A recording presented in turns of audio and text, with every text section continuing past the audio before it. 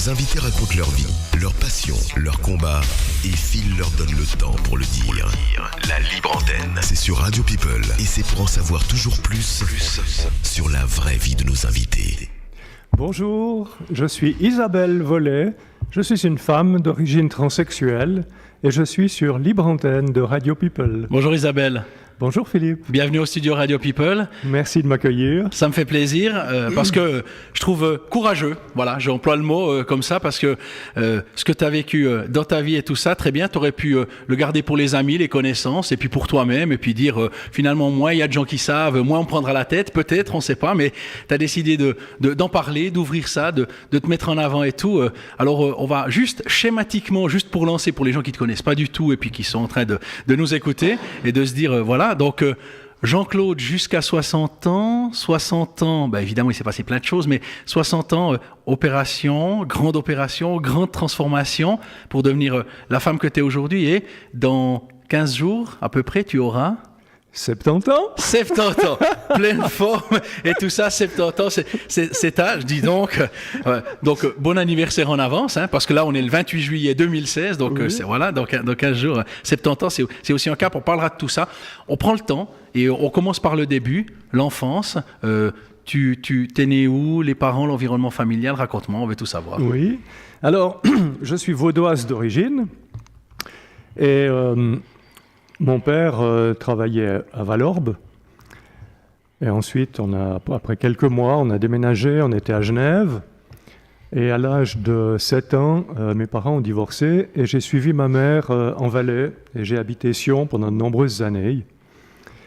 Et plus particulièrement sur mon état particulier, je dois dire que pendant mon enfance, à l'école enfantine, au début de l'école primaire aussi, je sentais déjà que j'étais un enfant un peu différent des autres.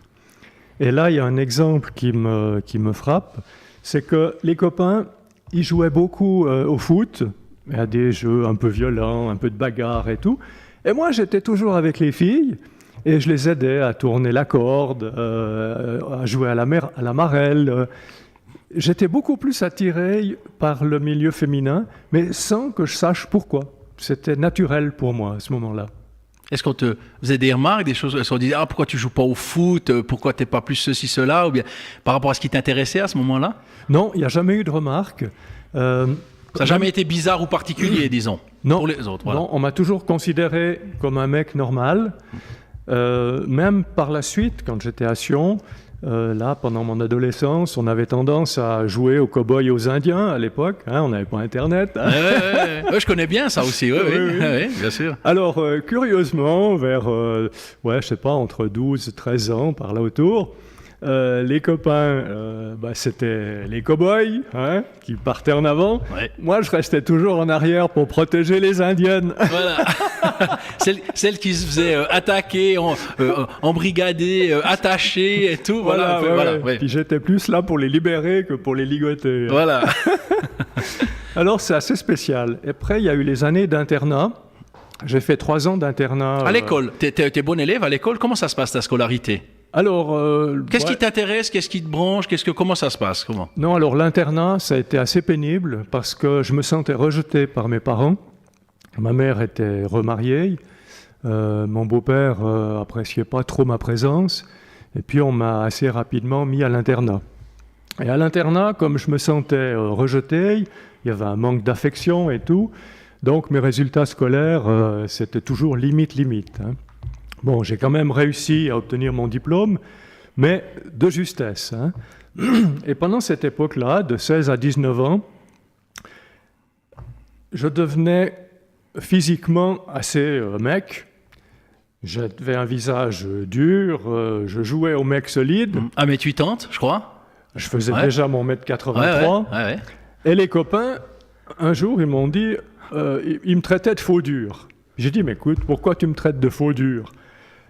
Et là, la gifle que j'ai pris, parce que le mec, il me dit, écoute, sous tes airs de dur, on a bien découvert que tu avais une tendresse et une sensibilité incroyable. Et là, ça a été un choc pour moi, parce que je me suis dit, mais je suis en train de faire quoi? Je suis en train de jouer un rôle de mec, alors que je suis autrement à l'intérieur. Mais à ce moment-là... Il a fallu que tu l'entendes de quelqu'un de l'extérieur, on va dire, oui. Et non pas de ta propre perception ou analyse personnelle. Oui, tout à fait. Ouais. Mais ça ne suffisait pas quand même pour remettre en question ma masculinité. Ouais. Je me suis dit, je suis comme ça, je suis un mec sensible, mais jamais j'imaginais qu'un jour, j'arriverais vers une transformation. À ce moment-là, évidemment... il y a des années, c'est évidemment pas dans les mœurs, c'est pas libéral, c'est pas libéralisé, c'est pas comme aujourd'hui, ça a quand même évolué. Je veux dire, je pense que à ce moment-là, il y avait des idées bien arrêtées sur le sujet. Oui, mais je me posais pas la question à ce moment-là, parce que pour moi, j'étais un mec, et d'ailleurs, j'étais attiré que par les femmes. J'ai jamais été attiré par les hommes. Donc, je ne pouvais pas avoir des doutes à ce sujet-là. La seule chose qui me travaillait, c'était cette sensibilité que j'avais. Et par la suite, à partir de 35-40 ans, j'avais des problèmes avec les femmes parce que j'avais des grosses difficultés d'érection. Et en fait, à ce moment-là, je ne comprenais pas pourquoi. J'y reviendrai tout à l'heure, parce que pendant ma transformation, j'ai compris pourquoi ça s'est arrivé. Mais à ce moment-là, la première fois que j'ai eu vraiment un contact, disons une connaissance de la transsexualité, c'est que dans l'illustré, il y avait 3 ou 4 pages, et on parlait d'une transsexuelle de Lausanne, pardon, qui était directrice d'une école professionnelle ou autre, je ne me souviens plus son nom. Elle racontait sa transformation, et surtout le fait absolument extraordinaire qu'elle avait été confirmée dans sa fonction de directrice par le département de l'instruction publique. Et tout le monde trouvait ça admirable, c'est que les autorités admettent qu'une cadre d'une école puisse changer de sexe et être officiellement une femme. Et je me souviens de cet article qui m'avait beaucoup travaillé. C'était un peu une histoire de reconnaissance officielle, on va dire. Absolument, ouais. Oui. Et dans l'article, elle disait que tous ses élèves avaient été très positifs pour sa transformation. Donc le problème ne vient pas des jeunes, le problème il vient en général des adultes. Et à ce moment-là, je me souviens que je lui avais écrit un petit mot avec un pseudo, j'osais pas me dévoiler bien sûr, pour la féliciter. Et puis elle m'avait répondu un petit mot gentil aussi, etc. Donc là, vraiment, je me rendais compte qu'il y avait ce monde particulier de personnes qui peuvent changer de sexe. Mais je n'imaginais pas encore que ce serait le cas pour moi. Mais pendant toute ma vie, il y avait le travestissement. Parce que je ne pouvais pas me passer d'exprimer cette féminité avec une tenue féminine. Mais ça, c'était dans le cadre, on va dire, de l'intimité, de chez toi. Absolument. Tu sortais pas comme ça dans la rue, par exemple. C'était non. Non, je ne suis jamais sorti. Voilà. J'ai commencé à sortir après avoir décidé de me transformer. Voilà. Mais pendant toutes ces années, voilà, c'était dans le cadre, on va dire, intime, privé. Absolument, oui. Ouais. Oui. Ça a amené quelque chose. Ça te faisait du bien, on va dire. C'était un besoin de dire, tiens, je suis chez moi, je m'habille en femme avec des dessous, avec des tenues et tout ça. Oui. Ça a amené quoi? Qu'est-ce que ça a provoqué chez toi, ça? Un immense bien-être. Il y avait l'habillement, il y avait le maquillage, j'avais acheté une perruque. Cette transformation me rendait folle de joie. Et au moment de me retrouver homme, après, là, c'était une déprime terrible avec des pulsions suicidaires, parce que je considérais que c'était des pulsions malsaines à l'époque. J'arrivais pas à discerner l'origine de tout ça. Donc, énormément de culpabilité. Et dépression aussi, parce que ça, c'est aussi souvent lié. Non, non, pas du tout de dépression, mais des moments où l'influence de mon éducation qui était stricte, sévère et religieuse, puisque j'ai une éducation catholique, les culpabilités étaient très fortes. Il y avait des barrières très nettes avec des angles droits très précis sur voilà, ce qui est permis, ce qui est interdit, ce qu'on voilà. Donc, ça c'est. Tu penses que si tu étais né dans une autre famille avec un autre état d'esprit et autres, des choses auraient pu changer? Alors tu me diras, c'est une question un peu bateau parce qu'on est tous pareils. Si moi j'étais né avec des autres parents, j'aurais vécu différemment. Mais peut-être que là, ça aurait été différent. S'il y avait eu communication, ou c'est pas possible? Non, c'est pas possible de le dire parce qu'il y a des familles qui sont très ouvertes et qui sont complètement fermées à ce genre de choses. Donc, ça n'a rien à voir. C'est pas parce qu'on a de la communication que forcément ce sujet-là sera bien géré. Et puis voilà. Mais tu comprends que ça interpelle, tu comprends que ça choque, tu comprends que. Est-ce que tu comprends ça, toi? Ah ben évidemment. C'est aussi pour ça que j'accepte de témoigner à chaque occasion. Parce que ça amène du positif, non seulement à des personnes qui ont quelqu'un dans leur famille qui vit les mêmes difficultés que moi, mais globalement, pour la société, il faut que la société, en général, comprenne que la transsexualité, ça n'est pas une question d'orientation sexuelle. Ça n'a rien à voir. La transsexualité, c'est un problème de trouble de l'identité de genre. Ça veut dire qu'on se sent d'un autre sexe que celui de notre naissance. Et pour la femme qui veut devenir un homme, c'est la même chose. Il y a des femmes qui se sentent très masculines et qui ont besoin d'aller jusqu'à une opération. Bon, il y en a moins que nous, parce que la femme, elle a un avantage de ce côté-là, c'est qu'une femme peut renoncer à se maquiller, elle peut avoir une coupe de cheveux masculine, elle peut faire de la musculation, elle peut faire des tas d'activités masculines, et elle sera déjà bien. Tandis que nous, les hommes, si on commence à se maquiller un tout petit peu... Avec une barbe de 3 jours, c'est un peu, voilà, ça fait un peu bizarre. Il y a donc, Conchetta Wurst, ça lui allait pas mal pour l'Eurovision, mais disons, voilà, c'est pas tout le monde. Voilà. Peut-être Cassian, c'est différent quand on se balade dans la rue comme ça. Nous, dès qu'on fait un tout petit pas dans cette direction-là, on est tout de suite considérés comme des homosexuels, alors que ça n'a rien à voir. Tout de suite le jugement, tout de suite là, voilà, on pointe, on est détecté. Tu as parlé de l'aspect... orientation sexuelle, justement, ça, on va dire, c'est la première marche, c'est le premier mur par rapport à tout ça, c'est que finalement, on met tout de suite ça au début sur une pratique sexuelle. Absolument. Ça veut dire que c'est forcément, voilà, un trouble de, ah oui, alors ça y est, c'est de la déviance, ou c'est du C, ou c'est de la, voilà, c'est toujours cette connotation de base, la première, c'est l'orientation sexuelle. Oui, la première réaction, la première pensée des gens, c'est, ah, elle est tombée de la cage aux folles. Et ça, la cage aux folles, c'était très rigolo, mais ça n'est pas de la transsexualité. La cage aux folles, c'est des homosexuels qui s'amusent, qui ont beaucoup de joie, qui se font plaisir. Et c'est très rigolo. Mais ça n'a absolument aucun point commun avec la transsexualité. Et ça, c'est bien qu'on le précise et qu'on le dise, parce qu'on met un peu tout dans le même panier, puis on se dit, bon, ben voilà, quoi, on a homosexualité dans un sens très large, refoulé, et tout ça, enfin voilà. Et non, c'est différent. Aujourd'hui, 70 ans bientôt, tu en veux à Dieu de t'avoir mis dans un corps d'homme, alors que si t'avais mis dans un corps de femme, peut-être que, voilà, il n'y aurait pas eu tout ça et tout. Est-ce que, voilà, une question comme ça, là. Non, alors je lui en veux pas du tout. Au contraire, je le remercie de m'avoir permis d'aller vers la transformation. Parce qu'à un moment donné, les dernières années, ça devenait terriblement difficile. Je devais me travestir 4 jours par semaine. J'avais un bureau où je travaillais seul. Après une demi-heure de travail le matin, je ne pouvais plus travailler. Alors je fermais ma porte à clé, je me changeais, je me maquillais et j'étais bien pour travailler. Et le soir, c'était de nouveau les pulsions suicidaires. Donc ça devenait absolument invivable. Et un beau jour, il y a eu un flash, parce que je me faisais beaucoup de soucis pour mon fils, avec lequel j'ai une très forte attache. Et j'avais peur pour lui. Je me dis, mais qu'il ait un père qui change de sexe, ça se fait pas. Et puis un jour, je me suis dit, pour ton fils, il vaut mieux que tu changes de sexe, mais que tu sois là, tu continues à l'aimer et à t'occuper de lui, plutôt qu'un père qui se suicide. Et ce jour-là, j'ai pris ma décision, je vais me transformer. Alors, pour la référence à Dieu, je lui dis oui, merci mon Dieu de m'avoir permis de faire le bon choix et de m'avoir aidé tout au long de ma transformation. Cette décision que tu prends, tu la prends seule ? Oui, absolument. Il n'y a pas de communication avec quelqu'un, il n'y a pas un meilleur ami ou une meilleure amie ou quelque chose, c'est vraiment, tu es seul face à toi-même ? Absolument. Je n'ai jamais eu personne, je n'ai jamais osé me confier. La seule chose qui m'a aidé, c'est qu'à ce moment-là, sur Internet, j'ai découvert qu'il y avait en France des forums réservés pour les transsexuels.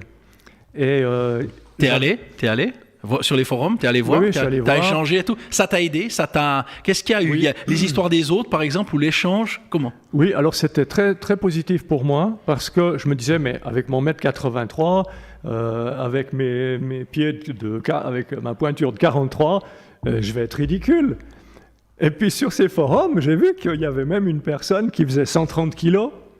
Elle en a perdu 30 pendant la transformation, mais il lui en restait encore une centaine. Hein. Il y avait une autre dame qui faisait 2,5 m. J'ai dit, et puis une très belle femme, hein, mince, impeccable. J'ai dit, mais j'ai pas de raison de culpabiliser. Hein. Alors ça m'a un peu rassuré. Par contre, sur ces forums, il y a un grand danger, c'est que tout le monde veut jouer au petit médecin, puis dira, moi j'ai fait ce traitement, j'ai pris telle hormone et tout ça. Alors non, jamais suivre des conseils de traitement médical sur les forums, parce que je prends mon exemple. Ce qui fonctionne pour quelqu'un ne peut pas fonctionner pour l'autre. On est dans la problématique de la médecine et autres. Donc on ne peut pas prendre le médicament en disant « tu as aussi mal au ventre, prends ce que je prends moi, ça n'a rien à voir ». C'est un peu ça ? Oui, parce que ce qui me convient à moi peut causer des graves problèmes de santé à une autre personne, même si elle a la même corpulence.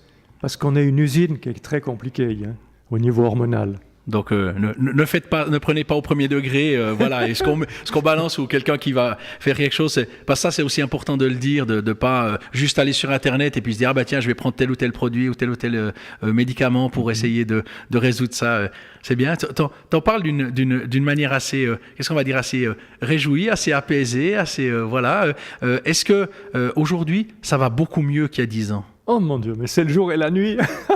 Avant, j'étais un mec macho, introverti, et je souriais pratiquement jamais. Ma femme, à l'époque, quand elle me prenait en photo, mais elle me gueulait chaque fois. Elle me disait, mais souris, on dirait que tu vas à un enterrement. Hein? Donc j'avais de la peine. Et ce que tu sais, quand j'ai commencé à sourire, quand j'étais au bureau, que je me travestissais, que je me maquillais, je me prenais en photo. Et puis ensuite, j'avais les photos sur l'ordinateur, et puis je faisais les recadrages, je choisissais les meilleurs. Tout d'un coup, je dis, mais c'est pas vrai, sur toutes les photos, j'ai un grand sourire. Alors que sur les autres, voilà. Ouais. Mais comme homme, jamais. Ouais. Parce que je voulais montrer ma virilité, je voulais montrer que j'étais pur et dur. Hein. Et là, j'étais bien dans ma peau et je souriais tout naturellement. Donc, c'est un changement absolument extraordinaire et je suis devenu extraverti. Je suis à l'aise avec tout le monde. Avant, j'avais un très mauvais contact avec les hommes. Ça m'a d'ailleurs donné beaucoup de problèmes sur le plan professionnel.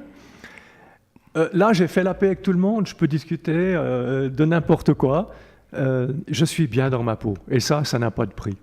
Le temps qui a passé, tout ce temps-là, toutes ces années, alors on parlera après, est-ce qu'il y a eu des années inutiles ou pas, mais que ça soit fait sur, on va dire, beaucoup de temps, ça met aussi plus de sérénité, d'assurance dans toutes les décisions que tu as prises, pour ne rien regretter par rapport à peut-être quelqu'un qui irait beaucoup plus vite, en se disant, voilà, je suis comme ça, il faut que je me fasse opérer, voilà, on fait les choses, puis peut-être en 2 ans ou en 3 ans, on a passé d'un sexe à l'autre, et après ça amène aussi des problèmes terribles, il y a beaucoup de suicides aussi, enfin, c'est pas évident de changer comme ça, c'est pas juste qu'une question d'opération, évidemment, on en parlera aussi, mais toi, la notion du temps, de ce temps qui s'est écoulé, de beaucoup de temps qui s'est écoulé, est-ce que ça t'a apporté une certaine forme, voilà? Alors, c'est clair que si j'avais pu comprendre les choses bien plus tôt, je dirais entre 25 et 35 ans, disons cette fourchette-là, j'aurais été beaucoup plus heureuse. Par contre, je ne peux pas regretter, parce que j'ai adopté mon fils, et si les mêmes choses qui s'étaient présentées pour mon fils, en étant déjà transformées, on m'aurait refusé l'adoption. Donc, je n'ai pas le droit de regretter. Il a quel âge? 18 ans? Maintenant, il a 17 ans et demi. 17 ans, voilà, ouais. Et puis comment la relation est avec lui? Alors avec lui, ça s'est assez bien passé. Tu as 2 autres enfants d'un premier mariage, mais je ne les vois plus. Ah d'accord. Il y a eu des gros problèmes avec mon premier divorce. Donc je n'ai pas trop envie d'en parler. D'accord, ouais. Mais disons que les ponts sont coupés. Les ponts sont totalement coupés déjà depuis plusieurs années. Okay. Alors mon fils adoptif... donc on l'a adopté, enfin il était chez nous, on nous l'a confié dès sa naissance. Hein. Et puis à l'âge de 3 ans et demi, il y a eu la procédure d'adoption et ça a été couronné de succès. Il avait 7 ans quand je lui ai annoncé que j'allais devoir me transformer. Eh bien c'est lui qui allait consoler mon ex-femme, puisque maintenant on est divorcés, parce qu'elle pleurait dans son lit. Elle souffrait beaucoup de ce problème. Et quand tu as pris la décision, oui. elle l'a reçue comment, cette décision-là? Assez mal. C'était une catastrophe pour elle? C'était Mais une pourquoi? catastrophe. Il valait mieux que tu sois homme et souffrant et faisant semblant plutôt que d'assumer ça? C'était quoi ça? Sans vouloir... Oui, alors, bon, moi, dans mon esprit, ça aurait dû passer facilement, parce qu'on a été ensemble pendant 38 ans, elle connaissait mon penchant pour le travestisme, elle le partageait parfois, donc je me dis, il n'y a pas trop de problème. En plus, on n'avait plus de rapport, on faisait chambre séparée depuis de très nombreuses années, donc je me dis, sur le plan sexuel, elle ne va pas perdre quoi que ce soit. Mais c'est le regard des autres. Elle ne pouvait pas accepter l'idée de sortir en ville, faire des courses avec moi en nana. Elle a mis 2 ans pour ça. Après, ça s'est bien passé, mais ça a été 2 ans de grandes difficultés pour elle. Et mon fils allait dans son lit le soir, quand elle pleurait, puis il lui disait « Mais maman, il ne faut pas pleurer, tu dois comprendre, papa, il aurait dû naître fille, il est trop malheureux, tu dois accepter qu'il change. » À 7 ans. À 7 ans. Ça, c'est absolument magnifique. You look at me and I get this feeling. I've never felt this way before. I don't ever wanna lose this feeling. 'Cause the moment that you leave, I'm wanting more. Didn't come out to fall in love, but I never want to give this up. When the morning comes, wish I could turn on the sun, make this night last forever. I could stay in this moment with you, so alive when I'm moving next to you. Wanna feel you all over, all night. Lose control, take a chance, we can dance, we can rock it, let's turn off the lights. We can rock it, let's turn off the lights. We can rock it, let's turn off the lights. We can rock it, let's turn off the lights. Our bodies moving to the music. I'm staring deep into your soul. Electric pulses running through me. When I'm feeling your heart beating next to mine. Didn't come out to fall in love, but I never want to give this up. When the morning comes, wish I could turn on the sun, make this night last forever. I could stay in this moment with you, so alive when I'm moving next to you. Wanna feel you all over, all night. Lose control, take a chance, we can dance, we can rock it, let's turn off the lights. We can rock it, let's turn off the lights. We can rock it, let's turn off the lights. We can rock it, let's turn off the lights. We can rock it, let's turn off the lights. We can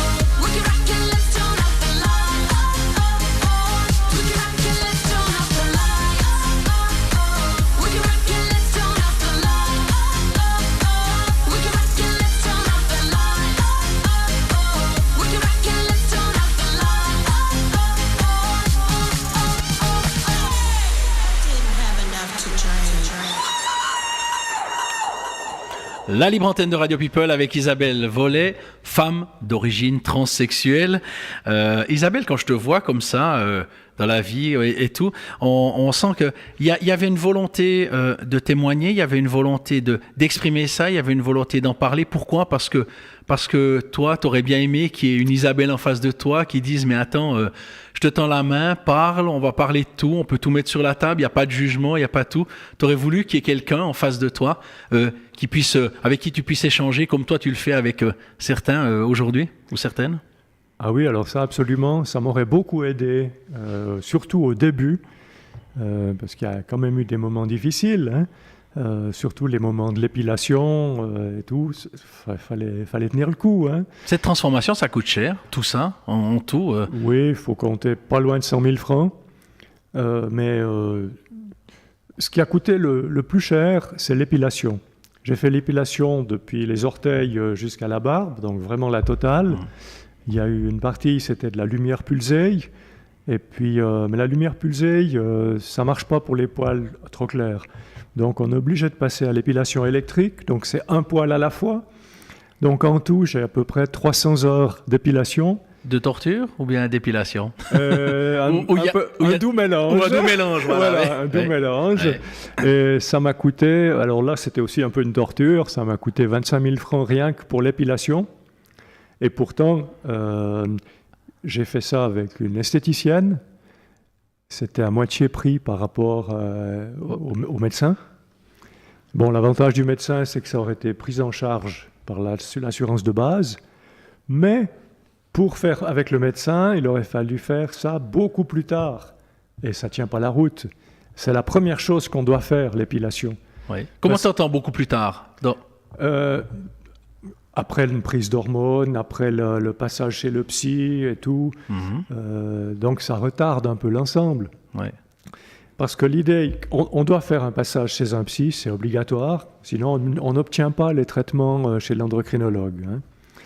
Alors le problème du psy... Alors le psy, cette validation psychologique, oui. C'est pourquoi? C'est pour déterminer qu'en fait, c'est pas un coup de blues, un coup de mou, un coup de je sais pas quoi, et puis que c'est juste temporaire, puis qu'on pourrait être remis dans le droit chemin. J'emploie volontiers cette expression. Oui, oui. le droit chemin à l'aide de séances, de thérapie, c'est pour voir si vraiment c'est ancré profondément. C'est un peu ça? Oui, alors c'est important quand même. Et c'est d'autant plus important pour une personne jeune. Parce qu'on n'a pas le droit de se tromper. Si une personne jeune obtient un accord rapide d'un psychiatre et que par la suite il s'avère que ce n'était pas un bon choix, elle ne peut pas revenir en arrière.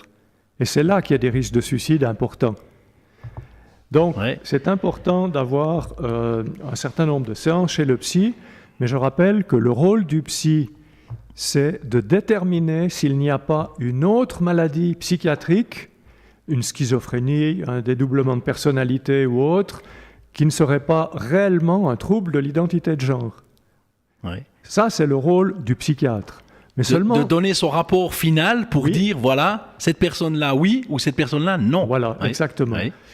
Seulement, le problème, c'est qu'il y a des psychiatres qui veulent prendre le pouvoir. Parce qu'ils n'acceptent pas que vous arriviez chez eux en disant, voilà, je sais maintenant où j'en suis, ça fait 35 ans que je me travestis, ça fait 35 ans que je réfléchis, maintenant je sais que je dois aller dans cette direction-là, il faut me donner les traitements nécessaires. Oui.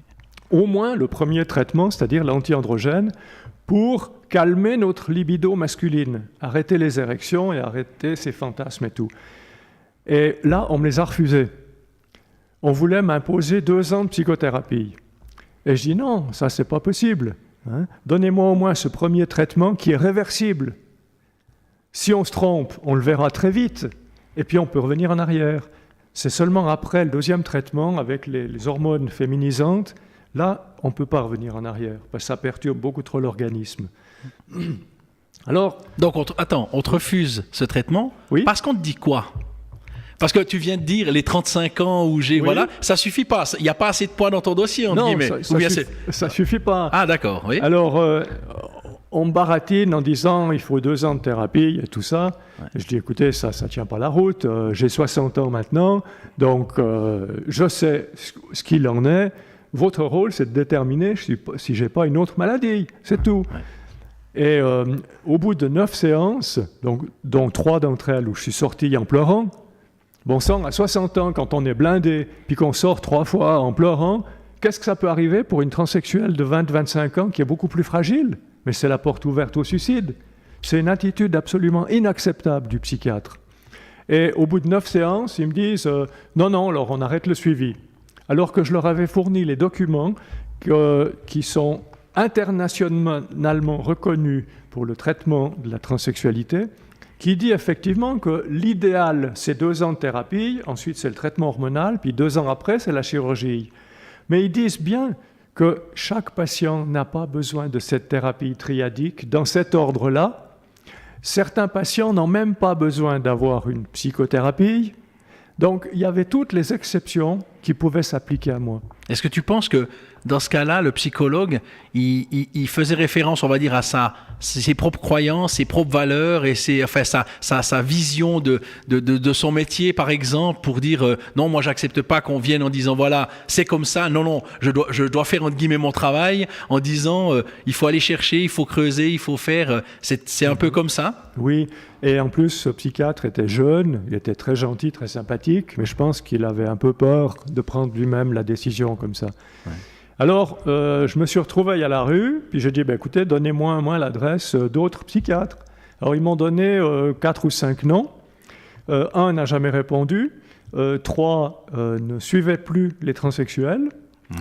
Et le 4e était surchargé, il ne voulait pas me recevoir. Puis j'ai insisté, j'ai fait un appel au secours et tout. Finalement, il a accepté de me recevoir. Mais il m'a dit, je vous dis tout de suite, je veux bien faire l'étude sexologique, je veux bien discuter avec vous et tout, mais je ne vais plus dans le sens de la transformation, ce qu'il faisait auparavant. Parce qu'il était en accord avec un autre psychiatre du Canada, et il partait sur une autre idée, c'est-à-dire de revitaliser la masculinité au moyen de Viagra et d'une thérapie. J'ai dit, mais moi, c'est exclu, parce que je vais retomber dans mes pulsions suicidaires. Alors maintenant, j'ai pris ma décision, donc moi, je vais aller vers la transformation. Alors, il m'a dit, écoutez, on fait l'étude sexologique. Ça m'a pris de nombreuses semaines à tout expliquer en détail, tout mon passé. C'était où ça? Excuse-moi, c'était en Valais, c'était en Suisse? C'était à Genève. Ah d'accord, au Genève. Ouais, ok. Et au bout de 6-8 semaines, il a établi son rapport, qui était très circonstancié, pour aboutir au diagnostic réel. Donc, c'était transsexualisme vrai. Donc, c'était positif. Mais après, sur les conclusions, il n'était plus d'accord d'aller vers la transformation et il allait Il préconisait des moyens de traitement pour essayer de réfréner ou de modérer de redevenir un homme. Oui. Alors, à ce moment-là, il y avait pas mal de monde qui contestait ce genre de position.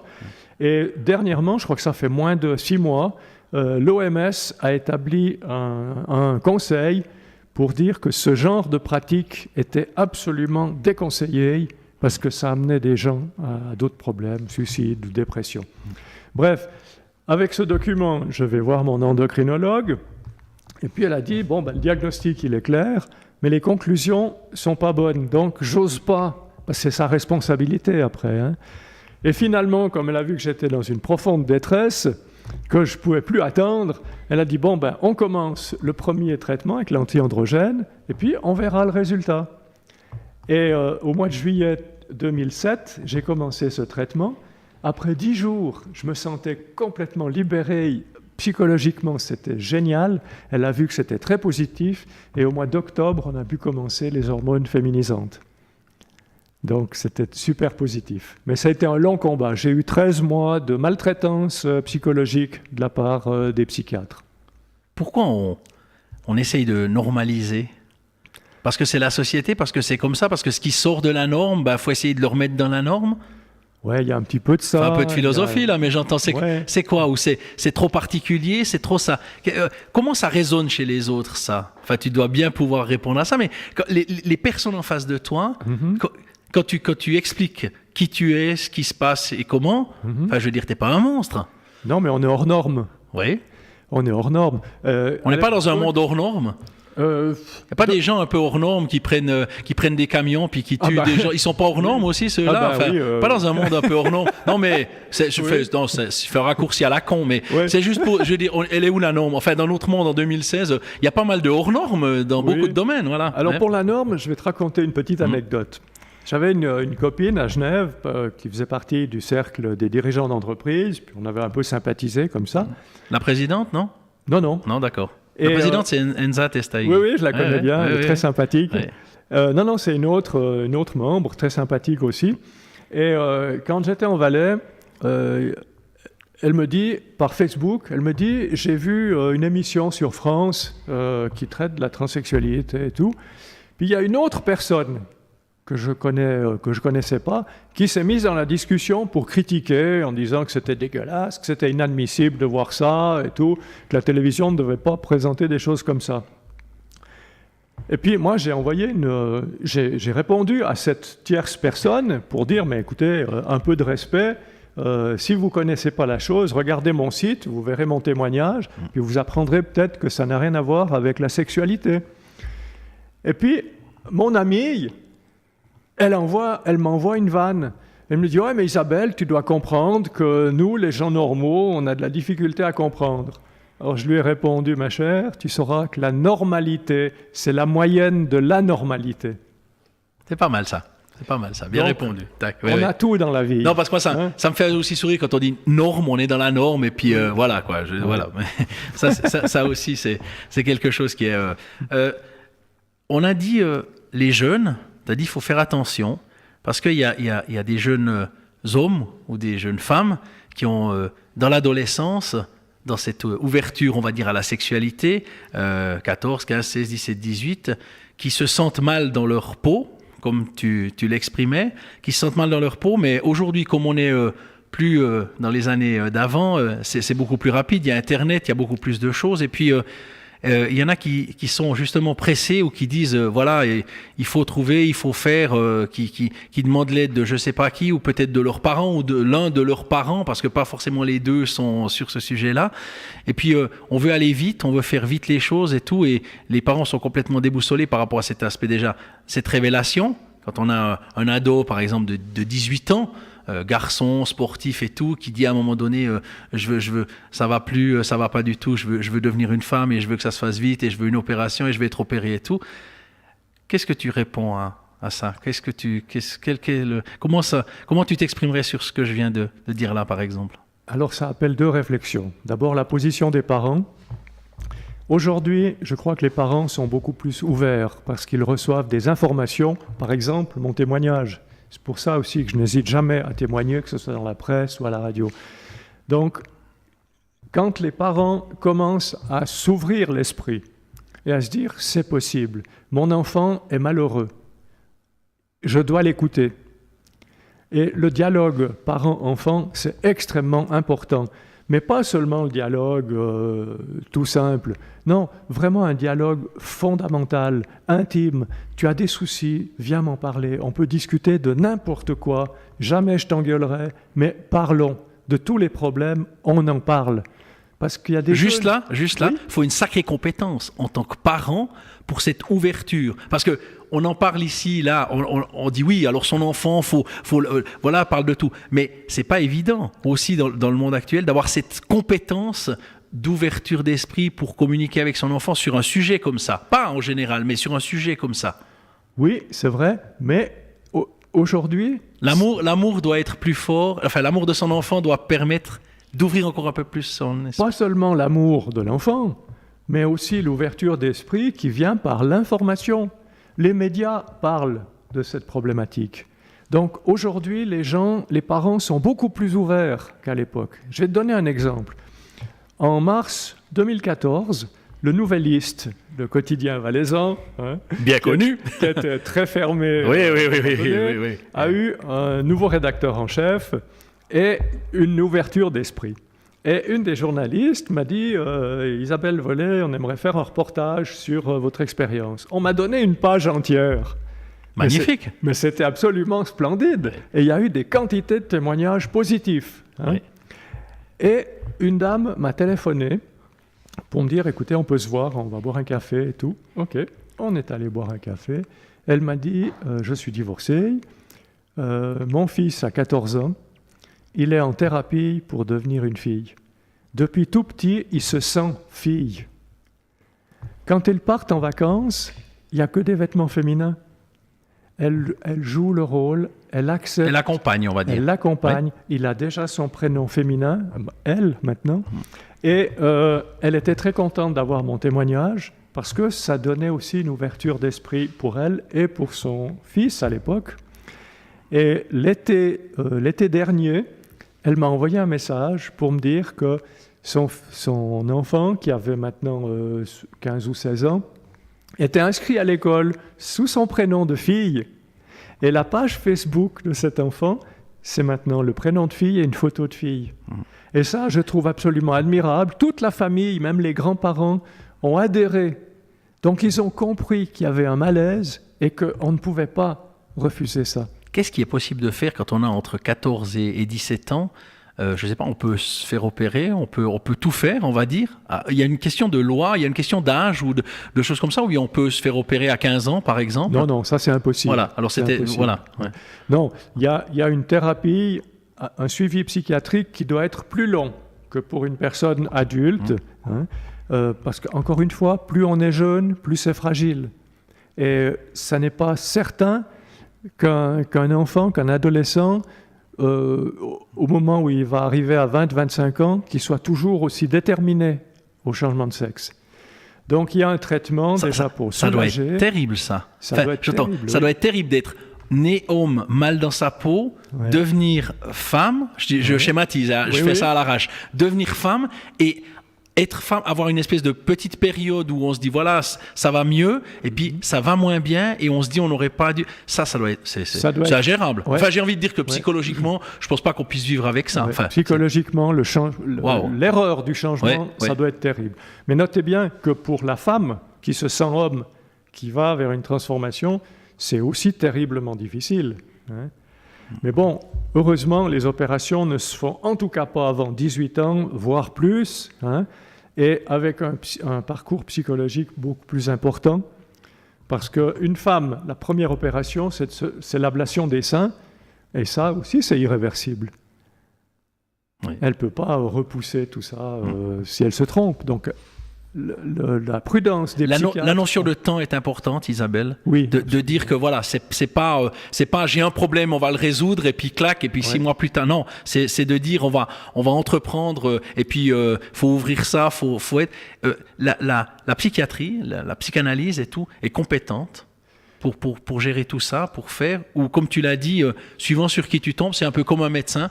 Tu peux tomber sur un très bon médecin, puis tu peux tomber sur un mauvais médecin, puis on va chercher ce que tu peux avoir, là je sors complètement du sujet, mais on va chercher ce que tu peux avoir pendant 2 ans sans vraiment le trouver, puis des fois on dit bon bah j'en ai marre, on change de médecin, on va chez un autre médecin, et l'autre médecin, 1 mois après, 2 mois après, dit non mais c'était pas du tout ça, on va faire ceci, cela, puis on trouve, là aussi il n'y a pas de science exacte quoi. Absolument. Et la psychiatrie, c'est un domaine qui est extrêmement vaste. Il y a des quantités de psychiatres qui ne vont pas mettre les doigts dans le problème de la transsexualité. Ça ne les intéresse absolument pas. Ouais. Pour une question éthique, pour une question religieuse, n'importe où, de compétences, mais ils ne veulent pas prendre de responsabilité à ce niveau-là. Ouais. Donc, il y a une association maintenant à Lausanne qui s'appelle Agnodis, ça on peut la citer, parce que c'est des gens extrêmement compétents, extrêmement ouverts. Il y a des médecins, il y a des psychologues, il y a des endocrinologues, il y a des généralistes, il y a tout ce qu'il faut pour aider les personnes. Et la directrice du centre, c'est une femme d'origine transsexuelle qui est médecin. Donc ça, c'est vraiment l'association centrale en Suisse romande pour donner des conseils et suivre des patients. On va dire que pour en parler en connaissance de cause, il faut avoir vécu ça, il faut en être, on va dire. C'est forcément plus facile parce oui. qu'on connaît tous les écueils, on connaît les dangers, on connaît les doutes et tout. Et en parlant de doutes, là, il me vient encore une anecdote. C'est assez rigolo parce que à l'époque, au début de ma transformation, mon épouse allait aussi chez le psy parce que l'objectif, c'était d'essayer de sauver notre couple. Et elle disait au psychiatre, mais mon mari, moi je comprends pas, on dirait qu'il est sur une autoroute et il n'y a pas de sortie, c'est blanc, il va tout droit. Et ça m'avait un peu surprise parce que je me dis, mais c'est vrai, moi j'ai jamais eu le moindre doute. Et quand je consultais les sites internet, les forums de transsexuels, quasiment toutes, à un moment donné, hésitaient, est-ce que je vais vraiment faire l'opération? Est-ce que j'ai fait le bon choix? Moi, j'ai jamais eu le moindre doute. Alors je me dis, mais c'est moi qui suis cinglé. Ou peut-être l'âge. Non, mais on revient sur la notion du temps. Oui. Peut-être que cette certitude absolue dans le cadre de ta soixantaine, Oui. bah, elle est liée à, on va dire, un background, un parcours, un vécu, une accumulation de moments, de choses, de vécu qui dit qu'à un moment donné, ça devient une évidence. Mais si on reporte ça à l'âge des 22 ans, tu t'es marié à 22 ans. Je me suis marié à 22 ans. Voilà. Mon premier mariage a duré 7 ans. Ouais. Et puis après, j'ai connu ma deuxième épouse, et là, ça a duré 38 ans. Voilà. Donc voilà, mais la certitude de la soixantaine, bah, il a fallu. C'est comme dans la vie finalement. On sait beaucoup plus de choses à 60 qu'à 20.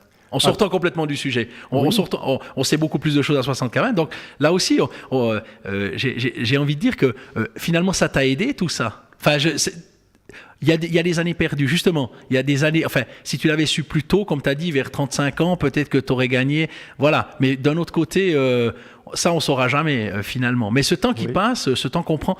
je reviens parce que je pense à une amie, là. Une amie qui a aussi... qui a un fils qui est devenu fille, voilà. Et c'est cette notion de prendre le temps. Parce que si l'enfant va voir qu'un des deux parents, par exemple, en disant « aide-moi, toi », enfin, il faut mettre plus de gens... Enfin, il ne faut pas garder ça dans un cadre familial strict, parce qu'on a aussi beaucoup peur du regard des autres. On imagine une famille normalement constituée avec un fils qui a 17 ans, et le fils qui a 17 ans que tout le monde connaît en tant que garçon et tout, et puis les amis, la famille, les cousins, les cousines, les voisins, ok. Et tout d'un coup, il y a cet état d'esprit-là, j'allais dire ce problème, mais j'ai retenu le mot, voilà, qui arrive, et puis la maman est désemparée, et puis a envie d'aider, mais aider, c'est pas facile, puis n'a pas envie de mettre les autres au courant. Oui. C'est ça surtout, c'est ça souvent, ce regard à l'extérieur, c'est-à-dire en fait, on a un problème, grave, important, on va dire, on va essayer de le gérer, mais par rapport à l'extérieur et tout, c'est très compliqué, ça. Effectivement, parce que le regard des autres, c'est un poids considérable, mais à partir du moment où vous êtes affranchi de ce poids, tout va mieux. Mais comment on peut s'affranchir quand on a 18 ou 19 ans, les amis qu'on fréquentait, les copains qu'on avait, et tout ça, tout d'un coup, en 6 mois ou en une année, on est devenu de mec, on est passé à fille, dans une période d'adolescence comme ça, on peut plus garder les mêmes amis, on peut plus, enfin, j'ai envie de dire qu'on perd tout. C'est vrai, et à cet âge-là, les enfants sont terribles, hein. Et ils ne se rendent pas compte de la méchanceté de leurs propos qu'ils donnent parfois. C'est vrai, pour les jeunes, ce n'est pas facile, hein. Mais parlons du contexte familial d'abord, parce que ça, c'est la base, ça, c'est une des clés, c'est une des grandes clés. Oui, ça, c'est la plus grande clé, c'est que les personnes soient soutenues dans leur démarche. Parce qu'à partir du moment où une maman ou un papa va accompagner l'enfant chez un psy pour discuter ouvertement de cette problématique et qu'on a affaire à un psy qui est compétent, qui a une expérience là-dedans, il va rassurer les parents. D'accord ? À partir du moment où il y a un professionnel de la santé qui est capable de rassurer les parents, là, il va y avoir un bien meilleur climat dans la famille. À partir de ce climat familial qui est positif, on va petit à petit étendre aux grands-parents, aux cousins, cousines, aux oncles, aux tantes.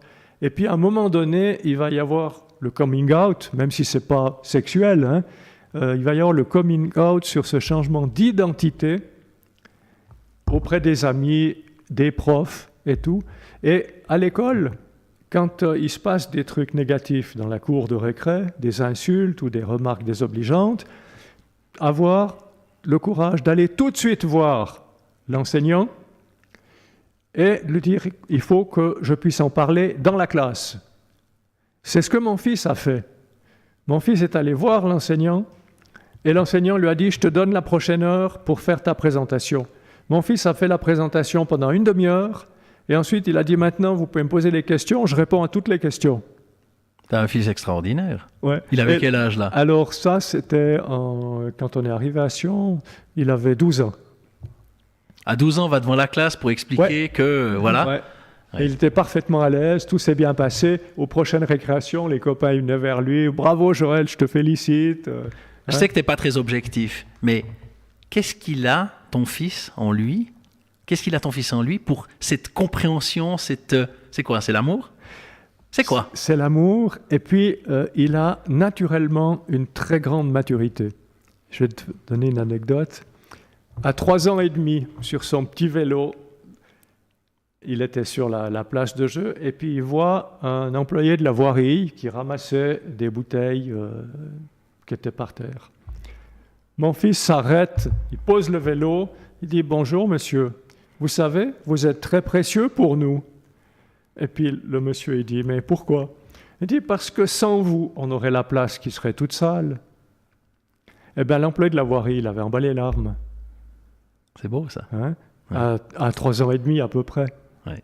Donc, depuis tout petit, mon fils, il avait l'attrait des adultes. Il aimait parler aux grandes personnes. Et il avait beaucoup d'amis qui étaient beaucoup plus âgés que lui. C'est assez impressionnant, c'est une qualité innée, certainement. Dans les yeux de ton fils, de ne pas voir du jugement, de ne pas voir de l'incompréhension, de ne pas voir de la douleur, c'est quelque chose qui te porte aussi, qui t'a porté, qui t'a donné une force supplémentaire. Ah, mais oui, parce que j'avais énormément de soucis sur comment il allait réagir, est-ce qu'il allait beaucoup souffrir de tout ça et tout. Alors c'est clair, il a quand même eu aussi des difficultés, parce qu'à l'école, surtout quand on était à Genève, moi je l'amenais le matin à l'école, et puis c'est mon ex-épouse qui allait le chercher à 4 heures. Et le matin, les copains et les parents des copains, ils me voyaient arriver en costard-cravate, après ils m'ont vu en tenue androgyne, et puis finalement ils m'ont vu en jupe. Donc ça s'est passé sur 4 ans, là. Et forcément, il y avait des remarques. Il dit « Oh, ton papa, il est en jupe hein ?» Alors, il a fallu du dialogue et tout, expliquer les choses. Et puis finalement, ça s'est bien passé. C'est chiant, le regard des autres. Il faut lutter contre ça, alors qu'il y aurait tellement de besoin de force et d'énergie pour lutter pour d'autres choses primordiales dans cette transformation que de prendre un temps infini à essayer de convertir, on va dire, des gens à l'esprit fermé. Oui, mais bon, ils ne sont pas tous convertibles, hein, je dirais. Parce qu'il y a des gens qui refusent. Ça, c'est très tout. bien. Ouais. Ouais, exact, voilà, ouais. Ça, c'est pas mal. Ils ne sont pas tous convertibles. Ouais. Exactement. Ouais. Il y a des résistants. Ouais. Il y en a des qu'on n'arrivera jamais, de toute façon. Et puis voilà, quoi. Puis, tu as perdu du monde autour de toi, forcément. Ah, c'est inévitable. C'est inévitable. Mais, on est là, mais ça ne sert à rien de lutter, on va dire, contre les moulins, comme disait Don Quichotte. Ouais. C'est vraiment, on perd forcément quelqu'un. Enfin, je veux dire, on perd des gens, ça ne sert à rien de vouloir courir après des gens qui, de toute façon, ne serviront à pas grand-chose. Quoi. C'est inévitable. On avait des amis à Genève et elle faisait la remarque à mon ex. Elle disait « Mais c'est incroyable, Jean-Claude, c'est un vrai macho, comment c'est possible ?» Puis en discutant, elle comprenait. Mais son mari, je veux rien savoir. Oui. Donc voilà, on n'entre même pas en communication. Voilà, c'est ça. C'est genre, on n'en parle pas, je veux rien savoir, ça, voilà. Ouais. Très limite. Mais ma foi, mais il y en a, voilà, c'est comme ça, mais il faut continuer, puis il faut avoir. Puis c'est beaucoup, voilà, finalement, on est chacun responsable de son propre bonheur, de sa propre vie et de ce qu'on en fait, finalement. Donc, ça aussi, ça doit donner une énergie supplémentaire pour dire finalement, merde au con. Parce que c'est une expression que j'aime bien, le merde au con. Non, mais qui n'a rien à voir avec le sujet dont on parle, mais qui est dans la vie en général. Finalement, il y a des gens qui vous aimeront pas, qui vous aimeront jamais, qui vous soutiendront pas, et qu'on a peut-être affaire quand même à eux. Donc ça sert à rien de... Voilà. Mais faut aussi bien savoir faire le tri aussi. Oui, mais on peut pas être aimé par tout le monde. Et même si on explique les choses, il faut respecter la position de l'autre. Parce que, là, je donne encore un exemple.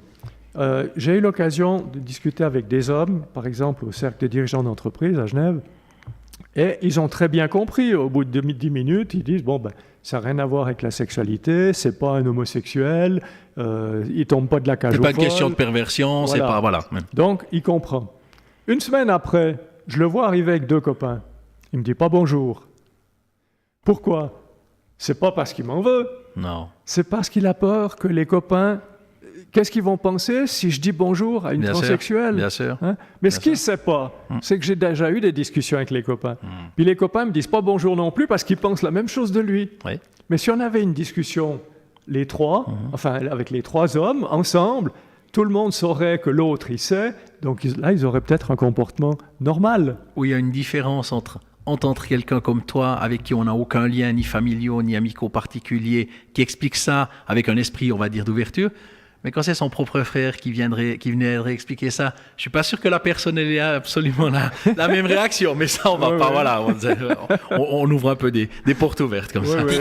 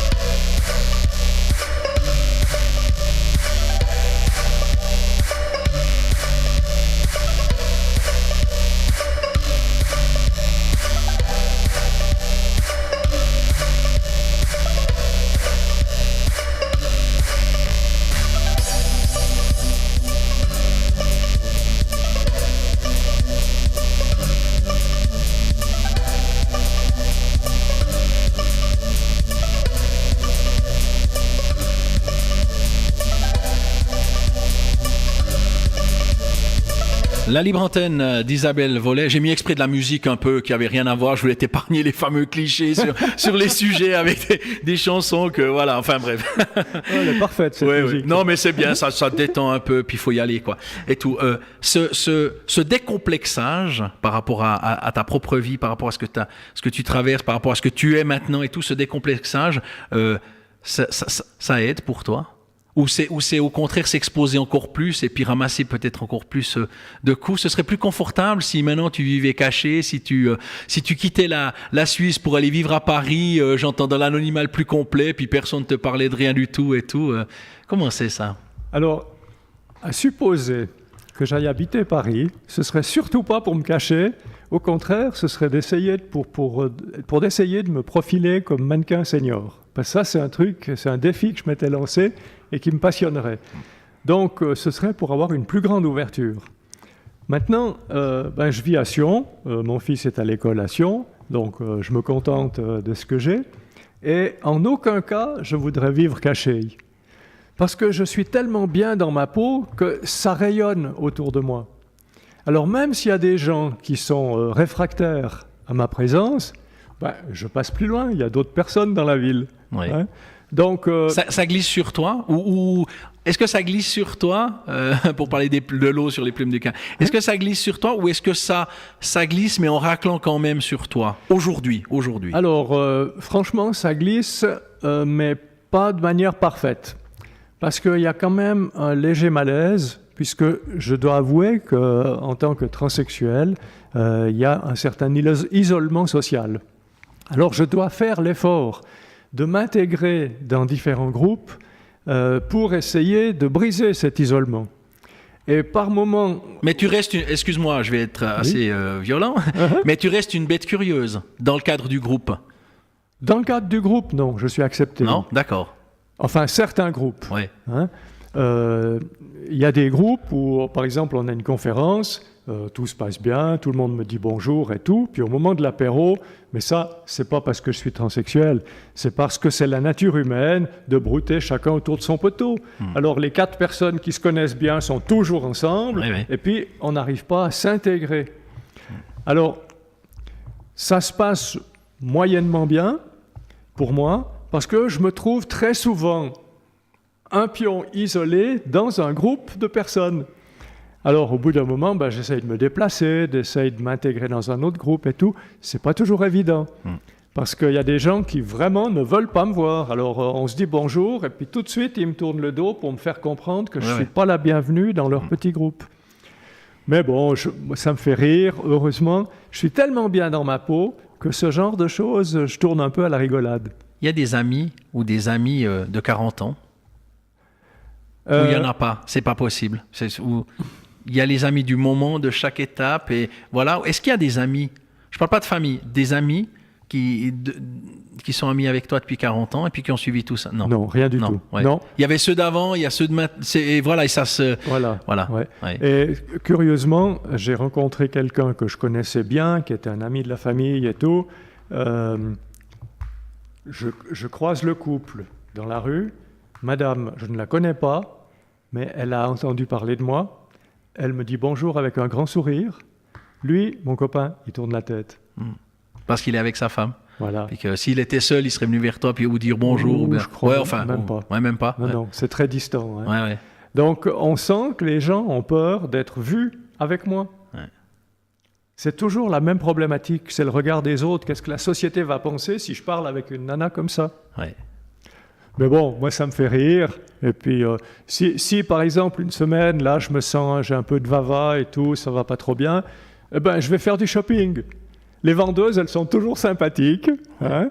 Et puis, que ce soit par intérêt commercial ou autre, ça n'a aucune importance. Voilà, on s'en fout. Ça me fait un peu mon bain de foule. Ça fait du bien, voilà. Et je rentre à la maison, je suis bien. Ouais. Mais c'est pour ça que t'es une vraie fille maintenant. Parce que le shopping, ça fait du bien à toutes les filles, crois-moi. Ça, c'est vrai. Ça, Oui. moi, je suis un mec, mais je sais que alors le shopping, alors ça fait du bien.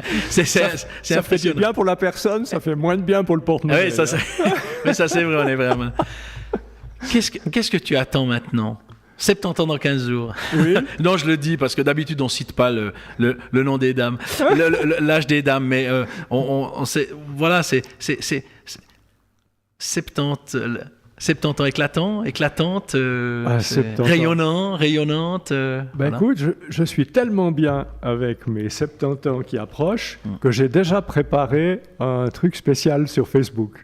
Alors, je ne veux pas dévoiler ça. Ah non, il ne faut pas, mais, il faut pas. Mais le 18 août, au matin, il y aura un petit truc assez marrant sur Facebook avec ma photo. Magnifique. Ouais. Isabelle Volet, V-O-L-E-T, sur Facebook, partout et tout.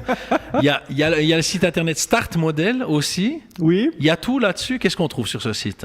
Alors, sur Start Model, j'explique juste que je suis une femme d'origine transsexuelle, mannequin senior amateur, et que je suis à l'aise avec les photographes, que j'adore poser, que je suis disponible, que ce soit pour des shootings ou pour des défilés ou même des